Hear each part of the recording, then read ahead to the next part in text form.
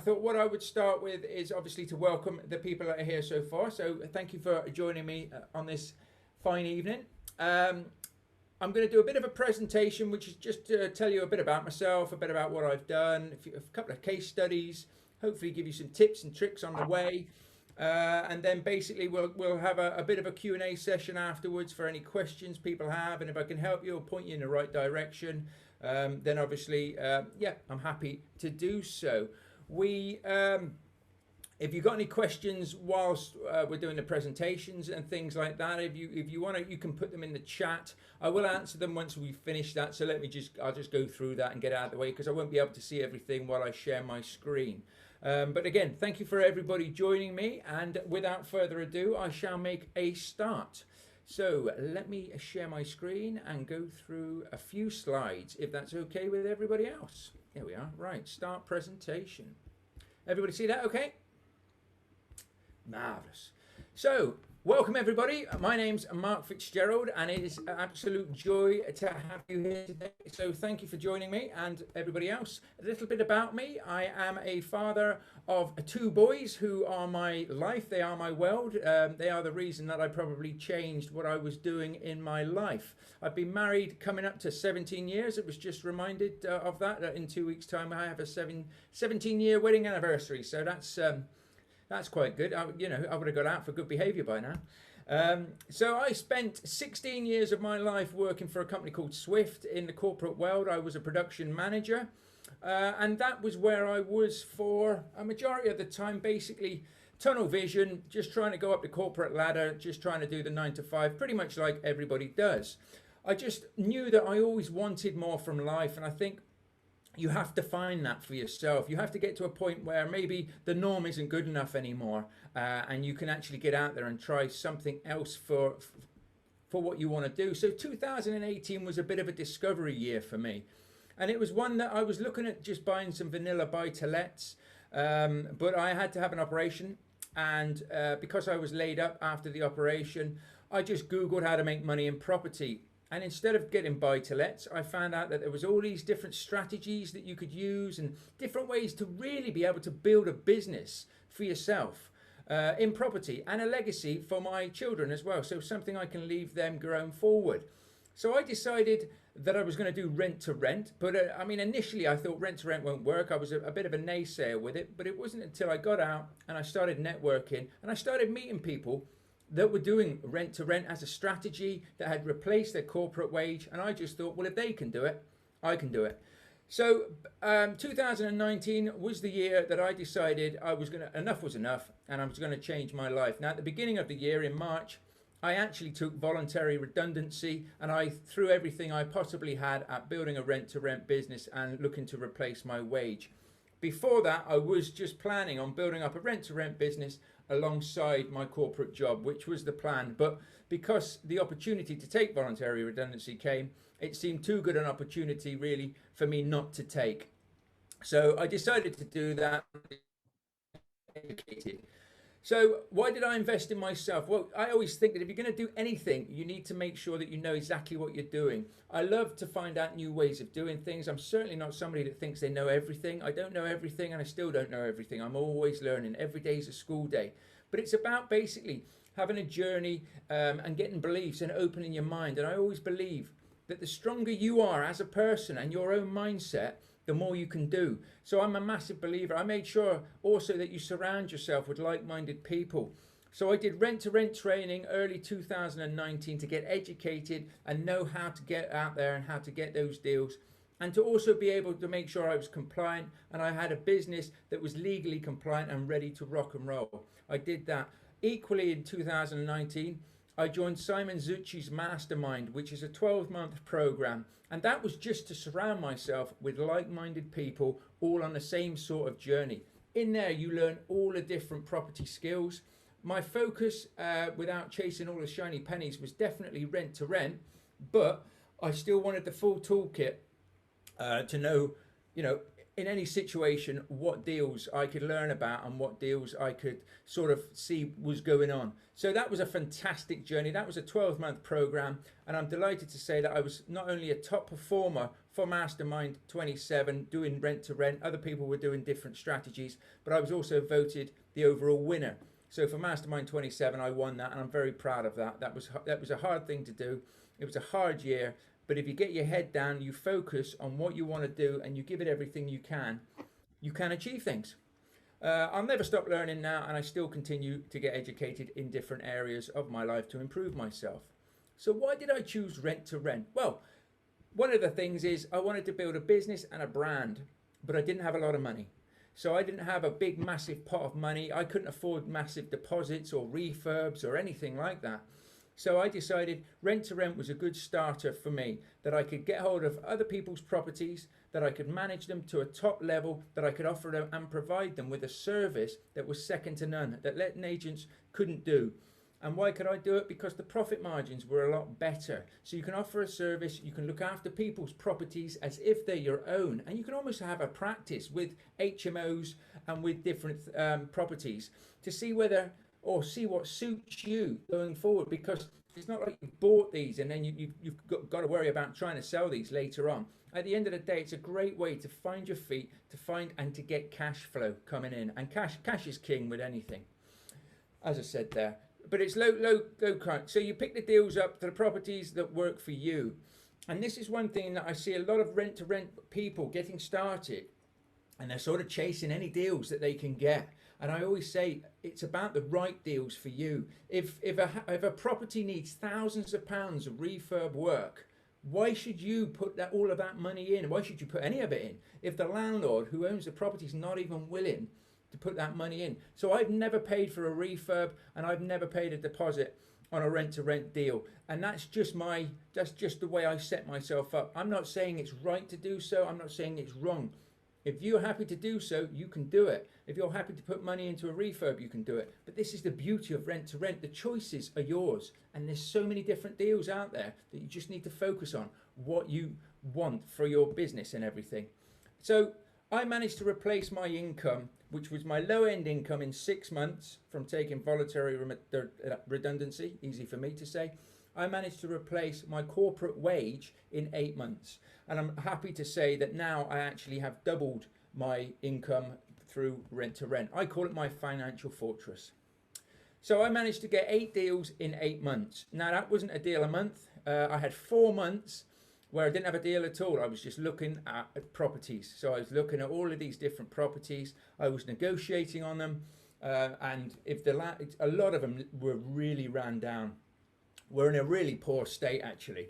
And I just had my heart set on, if I could get hold of the right property that was in the right condition, then I would go there and I would do a deal. So how did I find my deals? Well, it was landlord letters initially. I was pumping out landlord letters from the HMO register, different letters all the time, but being consistent and persistent in what I was doing. So rather than just send out, say you got 600 properties to send your letters to, I was sending, so to speak, 100 letters a week.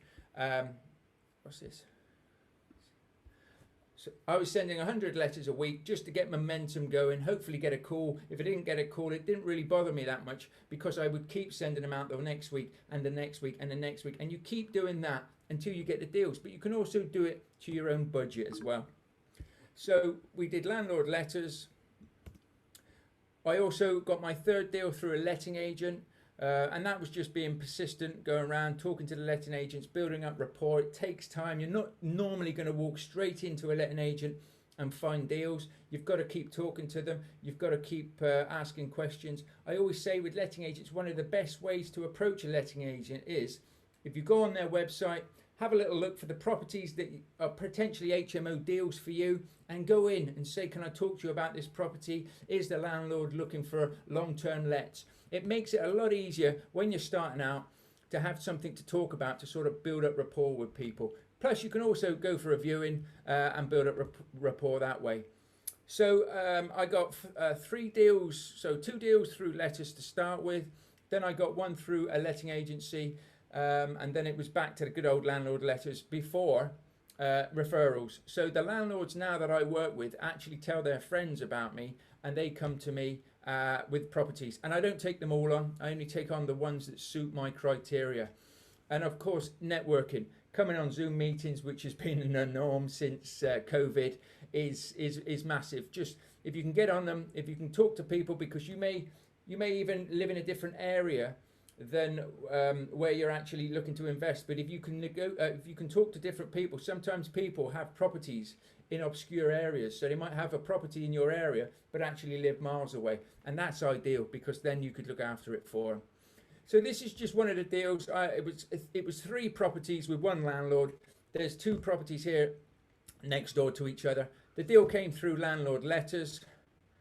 They're really nice people, really nice investors. The properties are in excellent condition. There's 2 6-bed, all en suite HMOs, and they just weren't being looked after properly by their letting agents. Their pain point, which is what we always want to look for, is the pain point to see if we can ease the pain for any landlords, was basically that they just didn't know what rents they were going to get from month to month. So one minute they thought it was full and they were going to be getting full rents, and by the end of the month there'd only be 2 people left in there, and it had only been full for a month. So it's just like they were just being let down big time. So I was able to go in there, I was able to give them peace of mind, give them a guaranteed rent, and look after the properties for them. So they were really happy with that. All 3 properties came through together, and I fully let. Obviously the bills can make it go up and down ever so slightly, but I was making £1,840 per calendar month when they're full. And that's a sweet little deal. It worked really well. Only minor decorating. In one of the houses we just had to go around and paint a few walls, but that was about it really. So I've never done a massive refurb, so it's always been good, but I'm always looking for good quality product.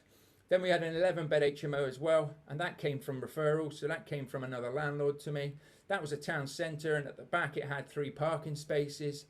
Again, 11 beds. This one's a mixture, so it's got some ensuite rooms and some non-ensuite rooms, but it's got 2 kitchens, and it's got quite a good community feel in it. It was newly refurbished when I took it over, so it needed absolutely nothing doing to it. Didn't pay a deposit or anything like that. And I actually negotiated paying the rent, the guaranteed rent at the end of the month as well. And I just basically said to him, you know, when he said to me, when do I get my rent? I said, you get it at the end of the month, very much like the letting agents do. Left it at that, and he was very happy. So I see a lot of rent-to-renters saying they've got to pay it in advance. You only use that if they want deposits, if you want to use it as a negotiation tactic. But if you can't, get it so that you pay it at the end of the month, because that's what letting agents do. So again, your agreement, 3 parking spaces out the back, which we do let out. So that acts as another room. And if we go through the figures on that one, the gross rent from all the tenants is 4,200. We get 650 quid for the parking spaces as well. So obviously the totals are there. Rent to the landlords, 2.5 grand. Bills, utilities, cleaners, keeping it all in top nick. We make £1,540. And that's, again, on an 11-bed. The parking spaces do make a difference in that one, so don't get me wrong. That was a little gem. And we've got a solicitor around the corner who was lucky. Well, I was lucky enough that I walked in there and they snapped up the parking spaces, just because it can be a real pain to park around there. So that basically is a couple of case studies, a little bit about me. But one of the things I do like to share with everybody is your mindset and your focus are really your key areas for you. If you want to be a success, if you want to do anything, you have to make sure that you've got the right mindset. And you've got to focus on what you want. I might be telling you people, you know, I already know this, Mark, I already know this, but I obsessed with getting my rent-to-rent business up and running. It was everything. It was my focus. And if you focus on something 9 times out of 10, maybe 8 times out of 10, within reason, you can get it. You know, if you focus on, you want a new mobile phone, you want a new car, within a few months, you normally have found a way to get what you want. So why not put that into your business? Why not go into your business ready to focus on what it is you want to gain from it? That's what I did. And in 8 months, 12 months, really, I completely changed my life, my mindset, my focus. You've got to take action. Nobody can do the work for you, but you can make it happen. And it's small steps. You're not going to do everything in 1 week, in 1 month. It's going to take a couple of months. It's going to take momentum. It's going to take getting the flywheel going. baby steps at the end of the day. But every action you can take each day, however big or small it is, will get you there. And then, as I always say to everybody, at the very beginning, work out what your offering is. Work out what your business will stand for and the values in your business. Because if it comes from you, I can show you that and I can tell you what mine are, and I can show you and tell you what you could say. But if it comes from you, when you talk to agents and when you talk to landlords, it will come from the heart. People will respect it. People will build up rapport from it, and you'll never have a problem remembering it because it's yours. So those are the things that I always like to share and show my students and everything. And as I say, it all starts and stops with you. You don't need me to tell you that. But if you want to change your life is there for the taking, in a good way. So how many properties, I always say at the end of the day, would you need to achieve your goals? You know, where do you want to be? How big do you want to be? I always want to grow it into a business, but some people just want to grow it into a nest egg, or just want to grow it so that it's a decent size. And again, if you want to do it and you want to do it quickly, follow somebody else. I did, and it really, really sped up what I was doing by not making silly mistakes. The only thing I would say is the training and stuff that I did was great, but once you got a deal, it was a bit like, well, what do I do with it now? So what I've always tried to do now is to bring in the extra stages of basically not only showing people how to build a rent-to-rent business and how to get the deals and make sure that the deals stack and are proper and are good deals, but also how to get the next deal, how to build up the momentum and the systems to make it as a cost-effective business as possible. So obviously, if you don't already know, I have a podcast out called the Property Unleashed Podcast. And I'm always saying to people, reach out to me if you need any help, if you need any advice. The emails are there. You can bang me an email if you want to have a 30-minute call with me, one-to-one. I'm more than happy to just have a chat with everybody. The website there is my Inspired Path website, where you can listen to the podcast if you haven't done anything else. And I do know that there was a few people that have come on here who have just got a few queries about the training and things that I offer. So I will just run through that ever so quickly with you, just to give you a guideline, and then we can drop into questions and I'll see if I can help you in any way, shape or form.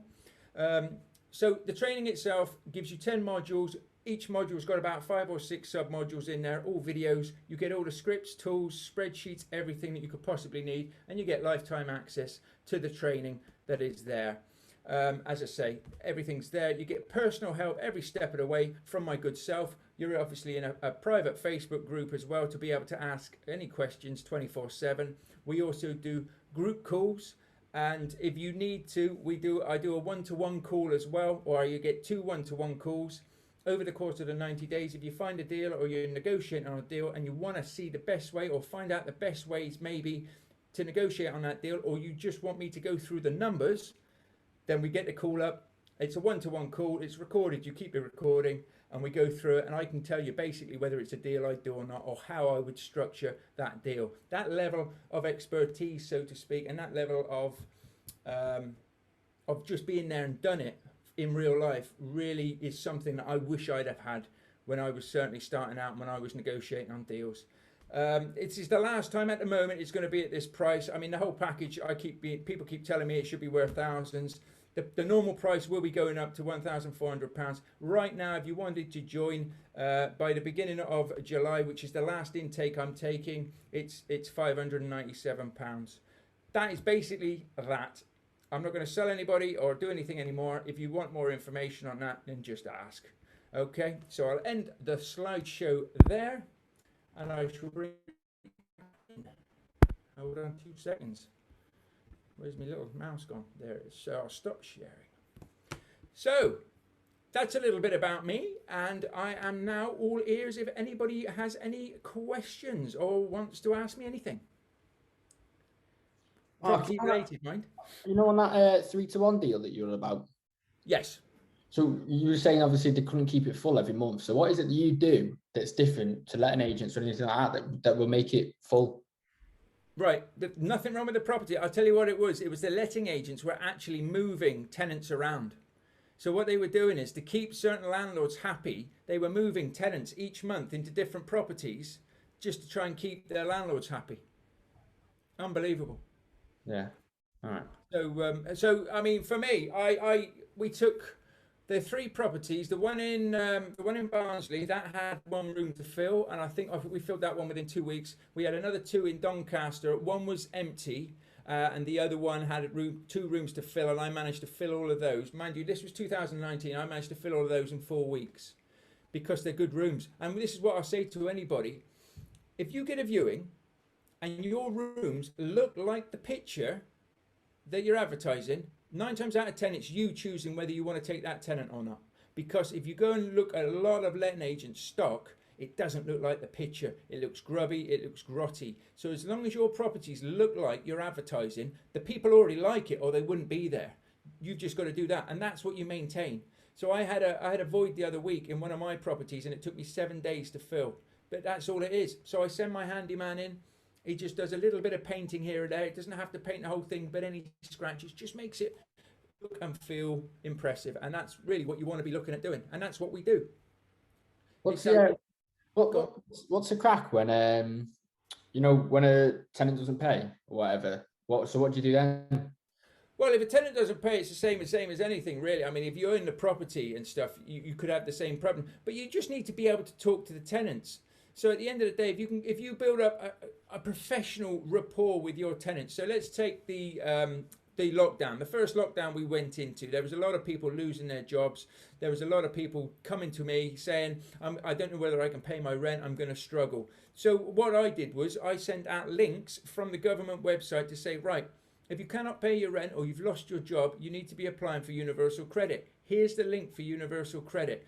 Fill it in. Once you've filled it in, let us know, and we'll send you a letter to say that you're living in one of our properties, because that's what universal credit will want to see, and it'll speed things up. So as long as you build up the rapport with them, and help them, you pretty much guaranteed to get paid. The reason, if they've lost their job, then you help them apply for universal credit, and you can get that sent straight to you. If they haven't, and they're just being people that don't want to pay rent, then at the end of the day, you've got to go and try and just work with them and see what it's all about. But as long as you do your reference checks to begin with, at the end of the day, if you're not 100% sure, you get that guarantor as well. So you get somebody to sign, and if they don't pay, you go to the guarantor and say, well, you've guaranteed this money's coming in. And you can also, worst case scenario is you can get insurance. You can get tenant insurance. I've never had to do so, but I have had a few people that haven't paid over the course of this. But by chatting to them, working with them, 9 times out of 10, they get back. They get a job and they pay you back. So I think it's how you look after them. It's how you build up the rapport with them. I mean, you may very well get somebody eventually that doesn't pay, and then you just got to issue them sections. You've just got to work them out of the system, because at the end of the day, some people will change and stuff, but as long as you work with them and you're proactive as well. If they don't pay, it's a case of, oh, I've just noticed you haven't paid, rather than busting their chops. I've just noticed you haven't paid. Are you going to get paid? Can you pay this within the next 24 hours, please? And most of the time, people are a bit like, oh yeah, sorry about that, and then you get paid. All right, mate. All right, no problem. Who's next? If you are, can I ask a question? Yes, of course you can. The question I wanted to ask, you talk about bills. Would I, as the landlord, be liable for council tax and bills inclusive, or does the tenant pay their own council tax? Or so it depends exactly on the tenant type that you have. So sometimes if you have students you won't have to pay council tax on, but also sometimes students pay the bills. So I've never had students, but obviously there are student areas around here, so I know about this. But 9 times out of 10, if you're doing professionals, then you pay the bills, you take the bills on. So it's about keeping it as cost effective as possible. So it's making sure that you've got energy efficient light bulbs, you've got sensors in the hallways that basically are triggered when somebody moves in the hallway, so the lights come on, but they'll automatically switch off because tenants won't switch lights off. It's about making sure that you fit a thermostat, it's a couple of £100, but it'll save you a fortune in the long run for the boiler, so they can't just leave the heating on 24/7. It's a lot of little things like that I show my students and everything to make their houses as cost effective when you're setting up as possible. But again, everything's a negotiation. So sometimes you may get into a negotiation with a landlord, and it may be a fact that the landlord wants to pay the bill still, which, you know, fair enough if that's what they want to do. So it really varies, but at the end of the day, normally if you're taking on a normal rent to rent, then you do take over the council tax and the bills and everything. Okay, thank you. No problem. How do you do that in practice? So for example, like if they've got an energy provider that's fixed price for 2 years, or they're in a Wi-Fi contract that ends in a year, how do you take those bills on? Do you just pay the existing contracts directly, or do you cancel those contracts and pay early exit fees and move them over? Well, I mean, a lot of the times that could be a bit of a deal breaker. If the landlord thinks they've got to spend a lot of money to get out of contracts and things like that, then I have on a Virgin. I just took over I basically became the name on it, and basically the money came out of my account for a Virgin account. If it's locked in and the bills are decent and you're happy with them, then there's no real reason why they just can't transfer it over into your name or your business's name. If they're not in anything like that, then you can just basically start from afresh. So it's a bit like handing a month's notice. Okay. Naomi. Yeah. Hiya. So I've got a question about when you're approaching a landlord. So if a landlord, for example, it's a HMO, 6-bed, but maybe 3 are already tenanted, how does that work in terms of, what strategy you put forward? So for me personally, at the moment, I would say if there was 3 tenants in there and they were not a problem, so I would just ask the landlord for proof of payment for maybe the last few months to make sure that the rents have been paid and that there's no problems. I would leave the tenants in. I would just issue them new ASTs if their ASTs were relatively new in my company's name. Go through that with the tenants, reassuring them. But I would also say to the landlords potentially that I will not guarantee the rent on these tenants if they stop paying or they are bad tenants for any reason. While they pay, you get your guaranteed rent. Now, when they move and I put tenants in, I will guarantee the tenants that I put in, of course. But yeah, there's ways to basically negotiate and just say they are your tenants. Let's just remember the fact that they were in there beforehand. If you didn't want to take the tenants on, then it's a matter of just waiting to just say, well, you need to get the tenants out, and then I'll take it on. Marvelous. How would you be looking to pitch in an offer to them if, say, for example, it's a 5-bed HMO and they've got 3 people in there at the moment? Do you think it'd be a good idea to just try and say, if we guarantee the rent that you're getting currently for the 3 tenants, would you be happy with that? And then your uplift will just come from filling it with the 2 remaining ones. What you saying? So working with the landlord still takes his rent off of 3 tenants, and then when you put 2 tenants in, you make some money off of that, or the fact that yeah, pretty much. We've had a few landlords getting in touch with it. It just feels really difficult at the moment trying to pitch the offer at the right level to not take on too much risk yourself, but make it appealing enough to the landlord, and it just seems quite difficult knowing how to pitch that. I wouldn't make it too overcomplicated. I would try and keep everything as simple as possible. So if you've got a 5-bed and there's 3 people in there, then you're basically going to take it on. Now, if you say to them, we'll get your rent at the end of the month, but the tenants start paying us, so let's just say for argument's sake, I take it over in July. I take it on the 1st of July, then the rents need to be getting paid to me. I'll pay you your guaranteed rent by the end of the month. Then you've got basically 4 or 5 weeks, depending on the month, to fill those 2 rooms. So that gives you quite a long time to basically still get those rents in. And if you're getting 3 rents out of 5, the house is near enough going to wash its face anyway. And you should be able to, within a month, get at least 1 tenant in the other room. Do you know what I mean? So that it's not a liability to you. Yeah, I guess. And then just take it from there, because I mean, if you're looking at a deal and stuff, you want to be having at least 1 room, maybe 1 and a bit rooms worth of profit there anyway. So. But with 4 tenants, you should actually be making a little bit of money. It might not be much, but you mainly on a 5-bed, your major profit is in the 5th room. That's why sort of 6 beds are a real sweetener, because you can normally get a couple of rooms worth of profit out of them. Yeah, I guess it's just having the confidence that you're going to be able to fill those rooms when the other people haven't. So one of the ones we're looking at the moment is student accommodation, and I think it's historically getting late in the day for finding student tenants, but I think with the climate over the last year, I think the Students' Union have been advising students not to commit to properties early So I think there's going to be a lot of last minute demand, but it's just having the confidence in that, I guess. Well, have you spoken to the officer of the local university?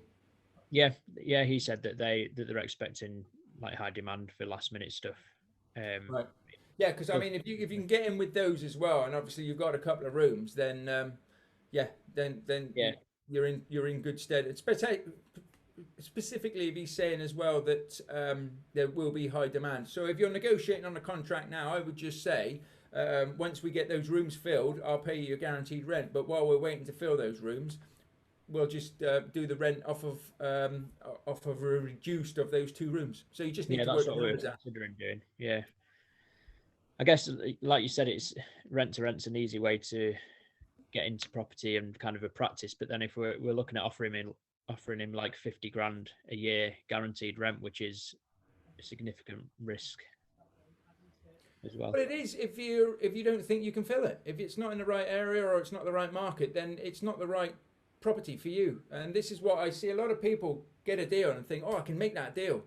Is it a deal? Is it the right deal for you? I think this one is. Sorry? Yeah, I think this one is. We've had other ones that we're not progressing with, but this one's one that we don't want to lose out on. But just because it's our first one, it's hard knowing what level to pitch it at and how much profit you'd expect to get from it.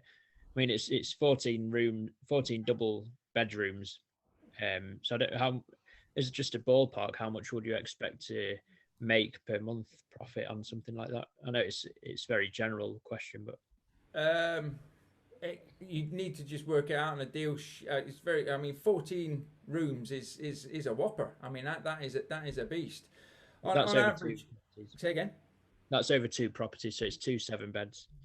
Okay. Well, on average, I mean, I always make a ballpark figure if I'm walking into anything and say I want to make at least £100 profit per room. So if you've got 2 7-beds, you could say, well, 600 quid I'm quite happy with, but 700 quid is where you want to be looking. Obviously, if you've got 2 like that and you're looking at £1,400, then that's pretty darn good. But you just need to make sure that the numbers stack up. And like I say, a deal's not always a deal if it's not a deal. I know that probably sounds a bit silly, but I've looked at plenty of deals where the numbers, I just couldn't get the numbers to work. And then you start fudging the figures, so to speak, which is why it's always good to sometimes be able to sit down with somebody who's done the deals and things and can say to you, have you thought about this? Have you thought about that? Are you sure that's what profit you need? Because some people come to me and say, well, I'm going to earn about 350 quid, but it's my first deal, so I'm happy with that.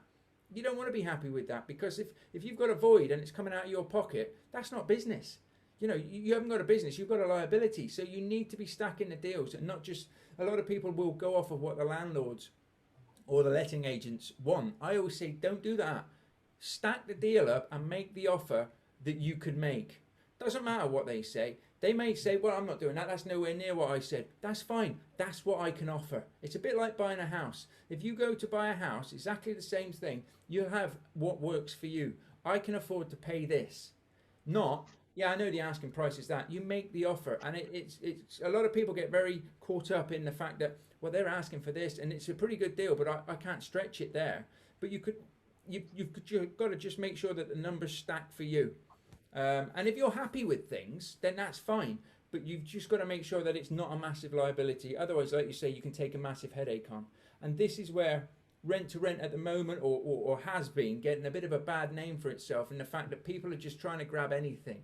There's a lot of loose and bad training out there. I see it myself. I've been training rent to rent now for over a year and a half. And I see a lot of people, particularly with their first deals, just trying to grab anything. Just let me get that first deal, and then I'll make sure that the next one's better, and the next one's better, if you know what I mean. Yeah. And it doesn't work like that.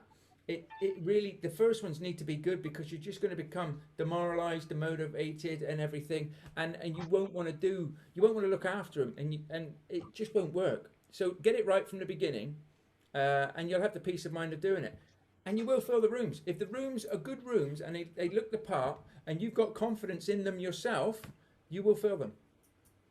Yeah. Cheers. No problem.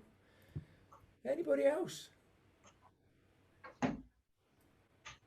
Well, it's a quiet evening.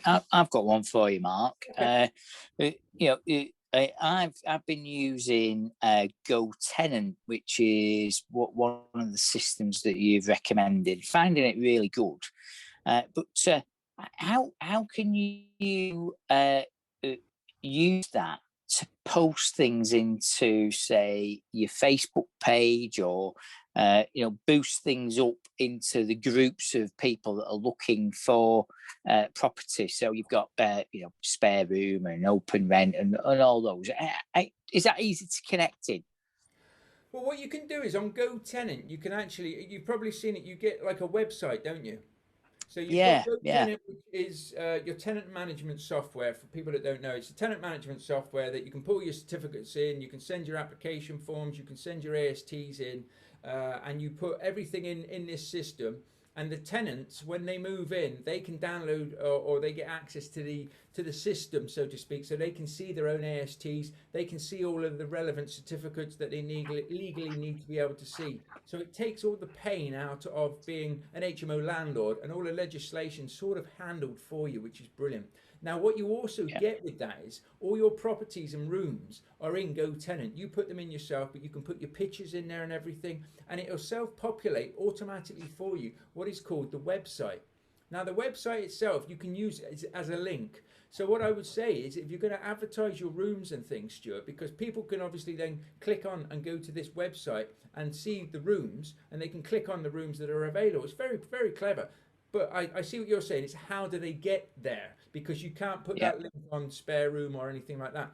But what I would say is, if you're going to use, spare room, what you can do is, as soon as somebody messages you, you could say, thank you very much for your message. We have this room that you're looking at now. We also have a few other rooms. Would you like to see those? And then just copy and paste the link for your website, which you can get easily off of GoTenant, into the message, and spare room allow that. You'll be all right there, and then they can go onto your link, and they can see all your different rooms. So that is one way of doing it. And of course, if you're in a group, you can do the same thing there and just say, I've got rooms available, please click on the link, and it'll go to whatever your company's called on GoTenant. It'll go to whatever your company's called /GoTenant/website. It's very, very good price. It's those tools that are the key to making it systemized and a business that is systematic, so that you're not drawn into running everything yourself, but it's scalable as well, even if that scale is 10, which doesn't sound like loads, but stops you having to do a day job at 10, doesn't it? Oh, it does. It does. And for the price you pay of GoTenant, the system is really good, because one of the things that we need to be aware of is, whenever we issue an AST agreement with a tenant, we have to also issue the most up-to-date right to rent, it's called. And it comes from, you can get it from the National Landlords or NRLA website and everything, but they change it. The government changed the right to rent without really making a big song and a dance about it. So if for any reason you were doing this all manually, and so you sent the AST, you had a right to rent, maybe you printed a few off because you just thought, that's handy, and that something in that legislation's changed since you printed it off and you've handed it to the tenant, then if you ever have a problem with that tenant, you may struggle ever to get them out. What GoTenant does is, it sends them it does it for you. It sends them the most up-to-date right to rent in an email package that they have to sign for, a DocuSign, to say that they've had it. It just takes the pain completely away from tenanting, and I think it's brilliant, absolutely brilliant piece of kit. And I would say, for anybody who's starting out, even if you're not starting out, I would say, if you've got, as you say, 10, 20 properties. I went up to 35 properties on GoTenant, and it worked a charm. It's so easy to use. It's brilliant. But yeah, so I would do that, Stuart. Great. Yep. Good. Thanks. Brilliant. Well, as I say, it's very nice for you all to join me on this evening, and I'm here for questions and just generally seeing how everybody's getting on. And if anybody is interested in joining the group or joining the training to come on board and to build their rent-to-rent businesses, and wants to find out any more or wants to have a chat with me, I know I've spoken to quite a few of you already. Then I'm more than happy to help. But it is a great little business to get involved in. I think their opportunity at the moment is brilliant, is second to none. From my perspective, what I'm seeing at the moment is there's a lot of landlords out there that have had maybe good 12 months or so, you know, of problems with letting agents and things, that we can go in there now and we can sort of take the pain away from them. There's a lot selling as well, so there's potentials for opportunities out there for getting purchase lease options, which is where you pretty much do a rent to rent with them, but you agree to buy the property in 3 to 5 years time. You can always use the profits off of that to pay for the property itself. I've got one of those, which works very nicely.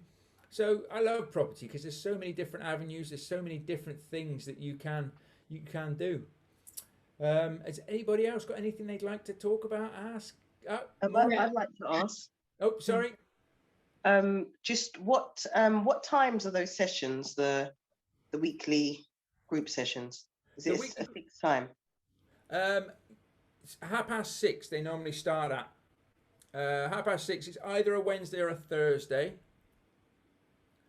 And what I have been doing is, because it goes over the duration of 12 weeks, we've been doing it every couple of weeks. But then we've got the Facebook groups, as I say, and then there's the one-to-one calls as well. If you can't make any of the group sessions, because we've all got lives, they are recorded and they are put into the groups for people to be able to watch.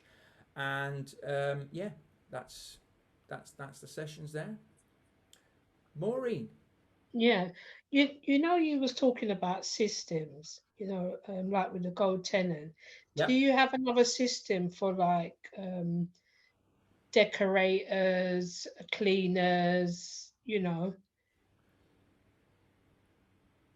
gardeners that you may need, you know, for your properties or not?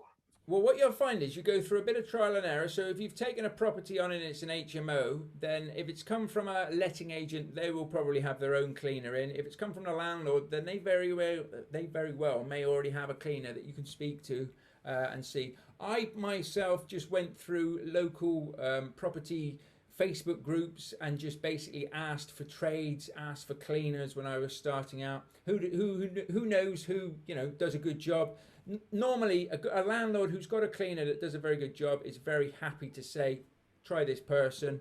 And I went through a couple of cleaners until I got the one that I really was happy with, which you will do. And it's the same with trades, really. It's getting to know the local trades. I mean, if you've got any family members or friends that have used tradespeople, then it's going through recommendations. But equally, you can go through, you know, sort of the Facebook groups, the checker trades and stuff like that, and just sort of see where you're going to get to. You might pay a little bit more for a decent tradesperson to do a handyman job to begin with, but as you get a couple of properties on board and as you use them a bit, you can sort of start to negotiate prices. And I just always try and look after them at the end of the day. If they do a job, they put the invoice in, I try and make it within 24 hours, I've paid the invoice.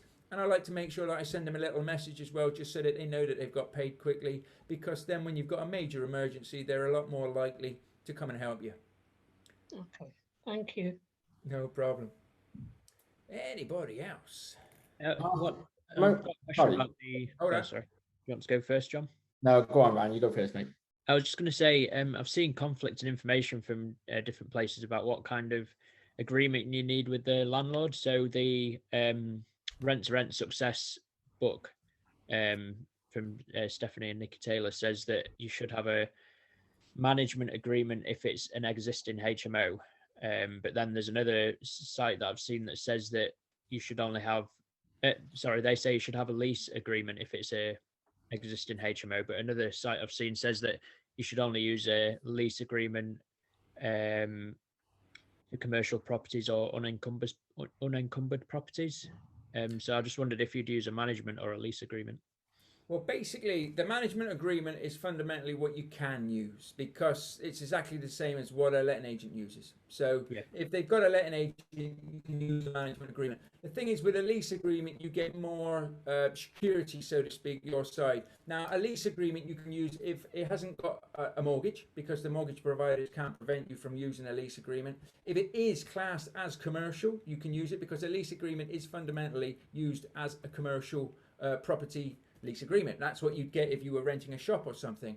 So what I always do is plain and simply, I just ask the landlord what terms they have on their mortgage, because we need to make sure that we're not risking their terms. So if we have, physically asked them, what do you want to use? Do you want to use a lease agreement, management agreement? What are the terms of your mortgage? Then they should be able to tell you what it is. Worst case scenario, just go with the management agreement, because they'll definitely be allowed a management agreement. Yeah, and are there any considerations you need to give to kind of restrictions from the freeholder if it's a leasehold property? Not that I know of. I don't think so. I mean, if it's already being let, which, you know, it's not a residential property, then it shouldn't have a problem, because it'll already have all of those sort of clauses in whatever agreement they've got there. So if it is like a buy-to-let or an HMO, then you can always ask and find out. But I wouldn't have thought the freeholder would have anything to do with it if it was already a rental property. Yeah. Cheers. John. Where would you say you're the majority, like, you know, the type of tenant that you've got, and then the area as well that you've got most of your properties in? Well, I've got pretty much factory workers, you know, so just your bread and butter town workers and things like that, because mainly most of my properties are in town centres and things. We've got some big Amazon warehouses around here, so a lot of them are factory workers. They work at Tesco's and things like that.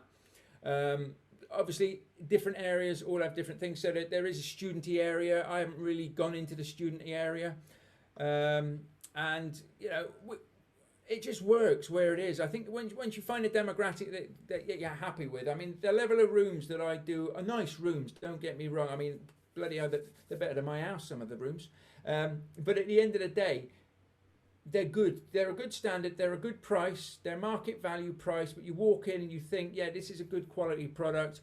And for these guys, they love it. You know, there's no tellies or anything there. People have to bring their own bits and bobs and stuff like that. You see some palaces, don't you? Some like hotels. But if you can put, I mean, I've got one actually that's by the hospital.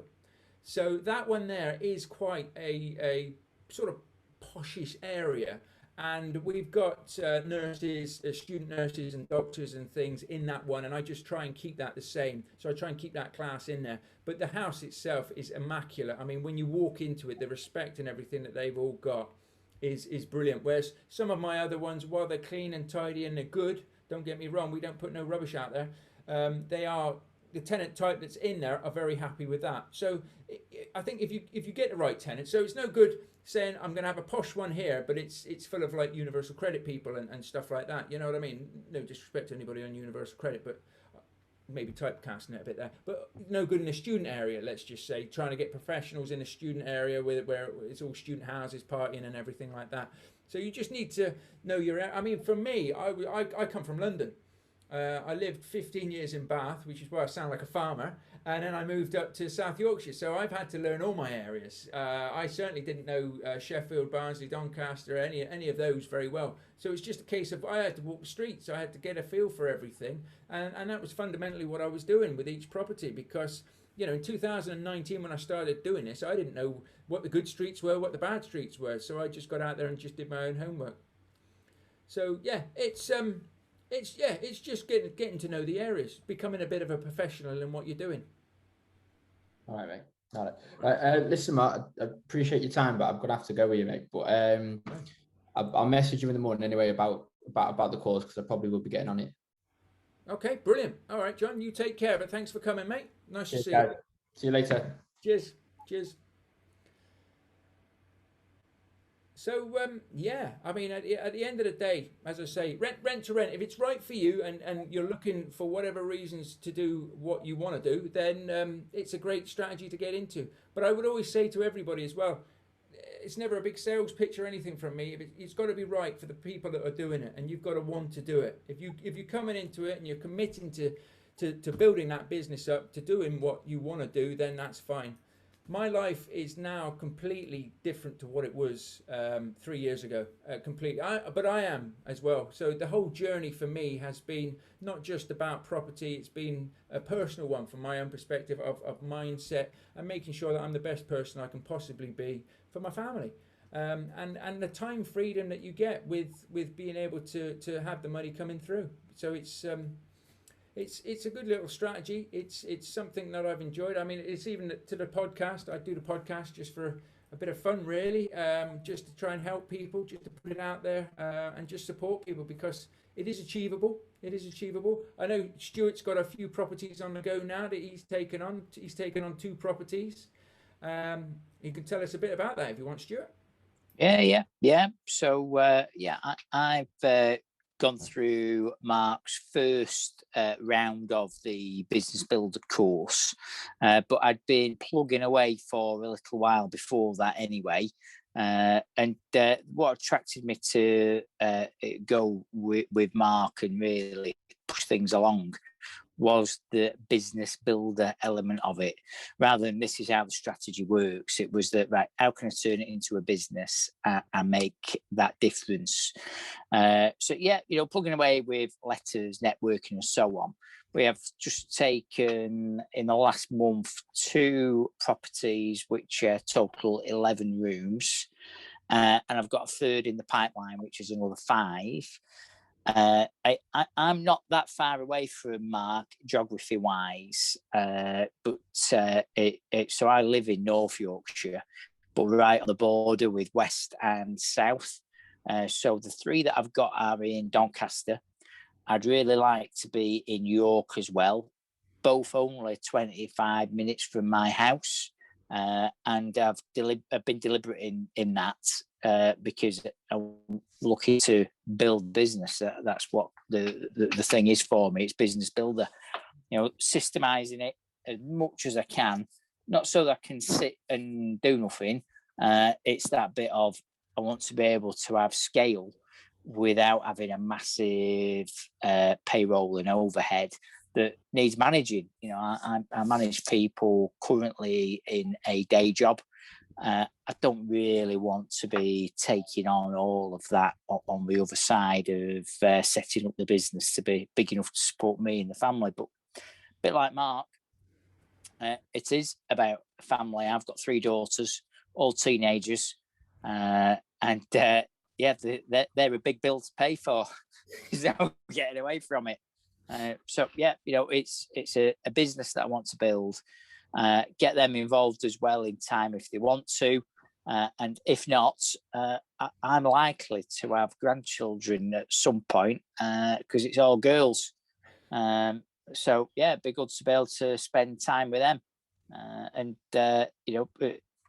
family focused. It's a business that can be built and scaled, and it's all made to look more complicated than it really is at times. I think you just have to be brave, believe in the system and the process, and put the work in. Easy as that. I've filled 2 rooms today that I've only had for a fortnight. So even with all the COVID stuff in the background, you feel like you're flying by the seat of your pants a little bit, but it's all there for you to get on and make the difference. Yeah, that's great. And it's all about time freedom at the end of the day. So, I always laugh and joke at the moment. I get up at 5 o'clock in the morning now. I never got up at 5 o'clock in the morning when I did my 9 to 5. I used to struggle to get up at 7 o'clock in the morning. But it's unbelievable how your situation in life changes when you're getting up to do something that you're passionate about and something that you enjoy. So, and that's what it's all about. And I always say, it's not going to happen overnight. Anything like this, it takes time. It does take time. You can still do it relatively quickly, but in 6 months, you want to be able to look back and say to yourself, do you know what? I've come so far in that time now. I'm moving forward. I'm moving in the right direction. And Stuart's a prime example of that, because Stuart's been out there plugging away at it, and there will have been times, and there was times for me as well, where you get that doubt.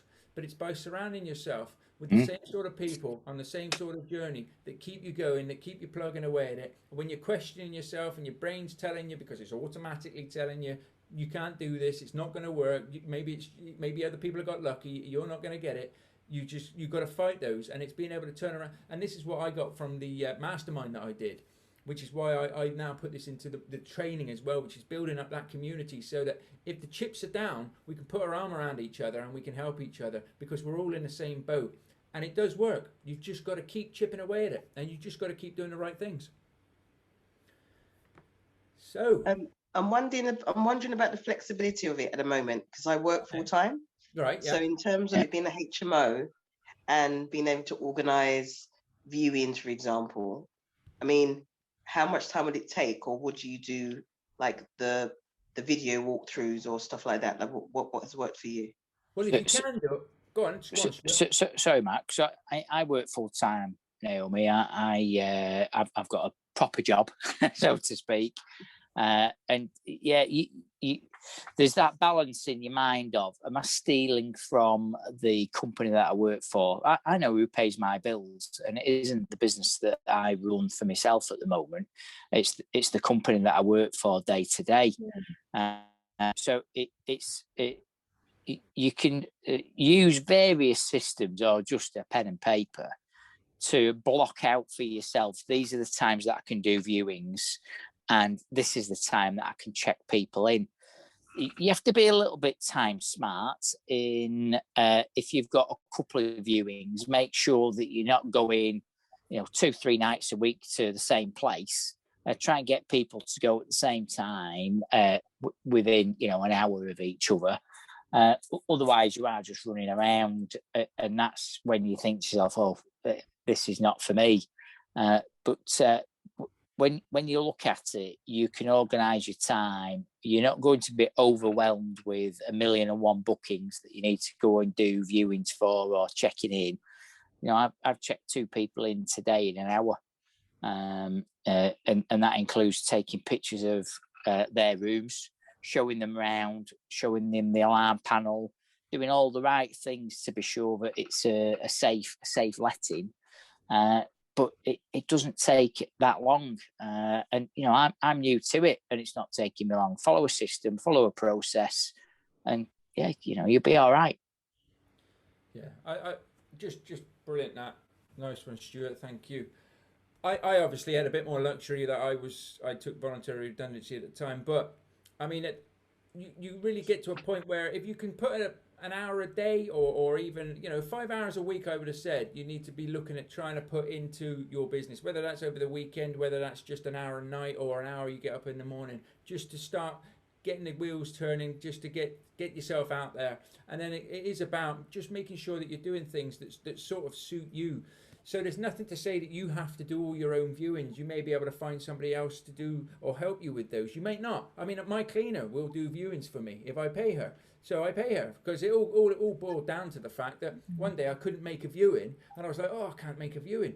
And she just happened to be in the house with me at the time, and she said, well, what time is it? I said, it's 12 o'clock. She says, well, I'll do the viewing. And so I pay her a fee for every viewing that she does. And now she does all the viewings, because she's very happy to do so. So you can build things up, and there's always different ways to do things, but block it out. And I do find with viewings, if you let potential tenants dictate when they want to come, they're more likely, unbelievably, to let you down. Whereas if you say, I can do this, or this, and then you just make sure that once somebody's one's booked, anybody else coming in gets a half-hour slot before or after, they're a lot more likely to turn up as well. So it's just making sure that you're sensible with the time that you've got. And if you've only got like a Friday afternoon, or you've got a Tuesday afternoon, or it's Saturday and Sunday, then that's when you book them in for. And if people want the rooms, they're quite willing to do so, because a lot of the times they're working as well.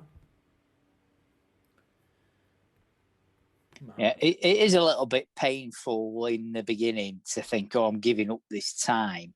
But yeah, be strong as well, because it's not for long. If I continue on the path that I'm on now, my income from the business will go past my day job, and that's probably another 6 months from now. It's not long, really. I don't think I'll leave my day job straight away.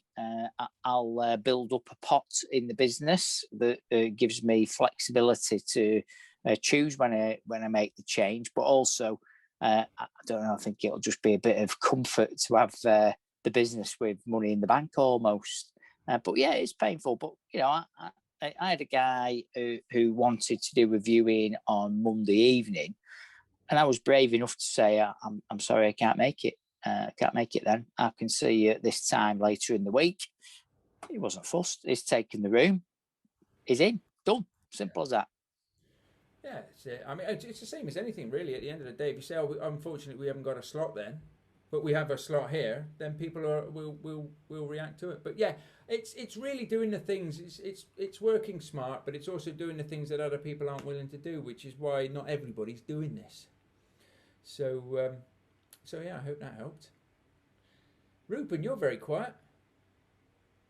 Yes, I am. I'm listening. I was going to stick in the Tuppence thing, and now I shall. I was going to. I've worked with Naomi, and I've been on courses with Maureen and Ryan, and that's how I kind of know these guys, right? So, and definitely Maureen and Ryan. I think I know Naomi from somewhere, one of the groups. I can't remember. But for us, when I was doing we done the PLO course together. I think Maureen, did we do right, Ryan? That's what we done, right? With Simon and then I then sort of really focused on like, what am I going to do? So that was a good level of education, but I knew there was more. And all I'm going to say is, I mean, I've been working with Mark now on this business. I didn't know what this. I thought it was a Q's and A's about general. I didn't know it was like a big, like an intro one. So my bad. But I'm glad I'm on it because I still picked up 5 or 6 things tonight from Stuart and Mark, and a couple of things that Ryan and Maureen said. So it's great. And what I found is what I was looking for was another level of information, another level of support, and great structure and accountability by working with Mark and the other guys who Mark is coaching and pushing through. It's 90 days, a booster. I thought it is, take away the price of it because, you only need to sell a couple of rooms by winning a deal and it's paid for the course, right? That was my mentality behind it all. And it's really sort of given me a kick up the bum because it's really, I think Mark said it earlier, you can go around chasing shiny pennies, right? It's really good that we've got a 90-day boost. It's great to hear Stuart's story after a few months getting sort of a dozen, 15 plus rooms. That's really motivating, Stu.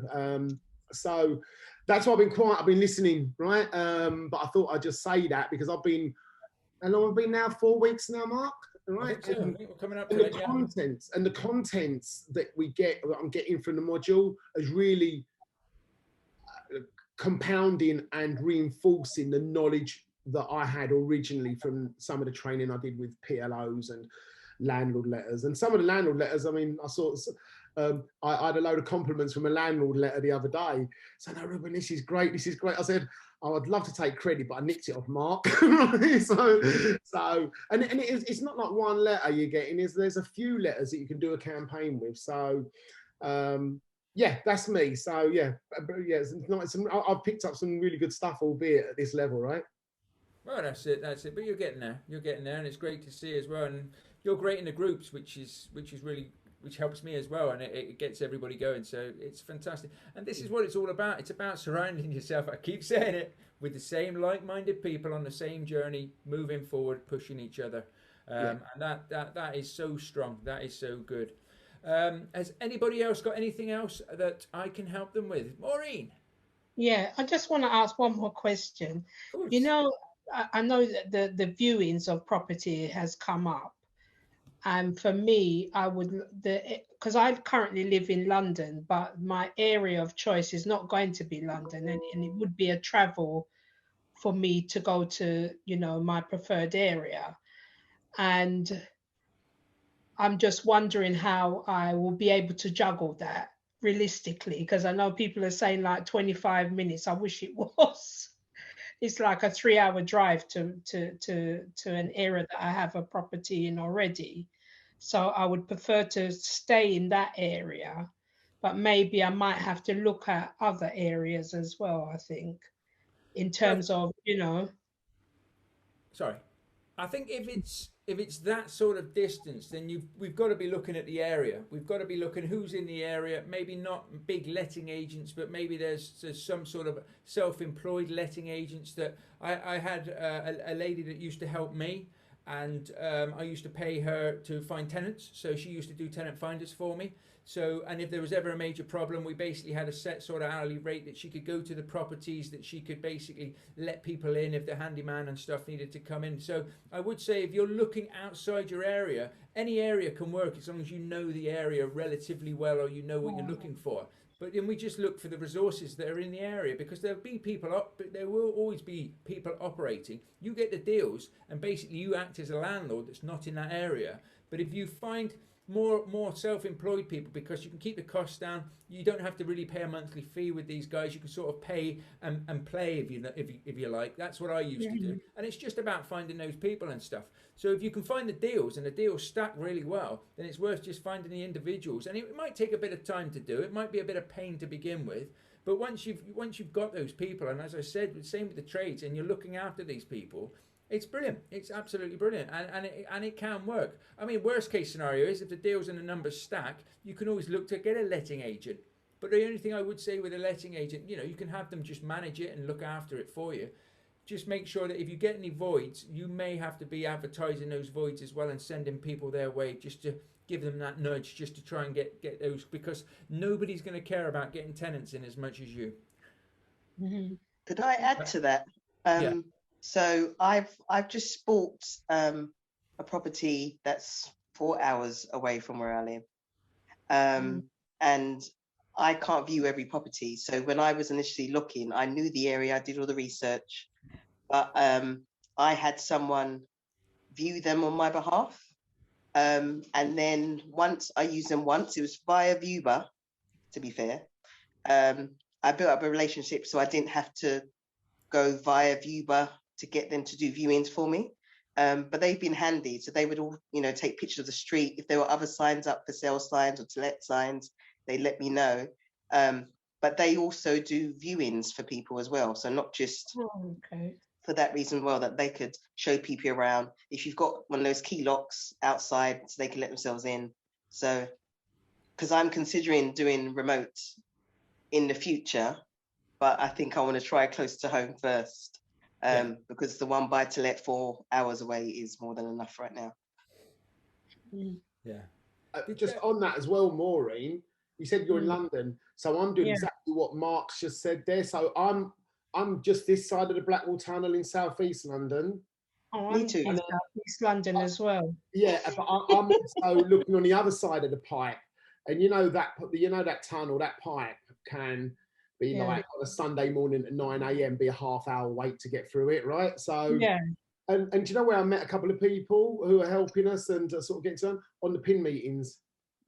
Okay, I'm on in meeting for my area. Yeah. So, but you might want to or if the area you're looking for, there might be something close to there. But bang on what Mark said there, and that Vuba is really, I've heard it's very good. What is it called? Vuba. Yeah, Vuba. Yeah, Uber. Yeah, so it's like Uber but for viewings. Yeah. Okay. I'll spell it and put it in the chat. Thank you, Naomi. Okay. Mark, I just wondered as well what kind of break clauses do you usually have in your rent-to-rent agreements? Obviously, at your side and not the landlord's side. Yeah, it's from the date. So if you can do it 3 months, you can do it 6 months, you can do whatever you like. I started out, it was 6 months, and then I changed it to 3 months. And it's basically you hand the notice in, and then it's 3 months or 6 months from that date. Yeah. All right. Thanks. That's what I thought, but the business partner said otherwise. But yeah. But again, what about the other side? So the opposite for the landlord. I don't put a break clause in for the landlords unless they ask for one. So if they ask for one, then it's 6 months. They have to give me 6 months notice. But if we've done any refurb or any work, then they wouldn't have a break clause until I'm fully repaid and made my profit. And if they do issue the break clause, then they'll owe me my profit. Because it's got to be fair. Yeah. But normally, landlords don't want the property back. As long as you're paying, if you don't pay them, and within 14 days of paying them, they can rightly take the properties back anyway because you've breached the contract. So that is a break clause for them. So if you don't pay them or you're not looking after the property, then they'll have grounds to revoke the contract. But other than that, it's all yours. Cool. Yeah. Well, if there's any more questions, I'll answer it. If not, I shall wrap it up. If anybody is interested in joining me in July and the next intake, I know Maureen's in. It's nice to have you on board, Maureen. I'm looking forward to starting with you. But if anybody else, we have got a couple more as well. It's not just you, Maureen. But if anybody else wants to come in, we keep the groups relatively small so that we can have group sessions, we can talk to each other, we can help each other. If you would like any more information, then I have just put my email and a link in the chat. Reach out to me there on social media. You'll find my smiley face somewhere around on Facebook and Instagram. And I'm more than happy to drop onto a call with anybody who would like me to explain things better or just help them. As I always believe, what goes around comes around. So if I help people, in return, I get help myself. I hope everybody... I'm very keen. I'm very keen. I will be joining. That's why I wanted to know what days, because a Wednesday doesn't work for me because I take my kids swimming, but a Thursday would. But yeah, I'll be in touch. Okay, excellent, excellent. That'd be great, Naomi. It'd be great to have you on board. Great to have anybody on board that wants to do it. And like I say, make sure it's right for you. Make sure it's what you want to do. And if you do, then let's get out there and let's start making it happen. So I hope you've all got a bit of value today. I hope you've enjoyed the call. I certainly have enjoyed having you all here. Ray's got 2 iPhones. I don't know who Ray is, but hi, Ray. I don't know how that's happened. Anyway, but nice to see you, Ryan. Thank you for coming. Thank you, Maureen. Thank you, Rupen. Thank you, Stuart. Yeah, thank you, Naomi. Thank you. Thanks a lot. It's been really Cheers, good, Mark. guys. Really good. Thank But you. yeah, Bye-bye. feel free. Any questions? Okay. Ask away, and I'll catch you all very soon. So take care, guys, and Thank you. nice to see Thank you. Cheers. Okay. Thanks a lot. Take care. Bye. See ya. Bye bye.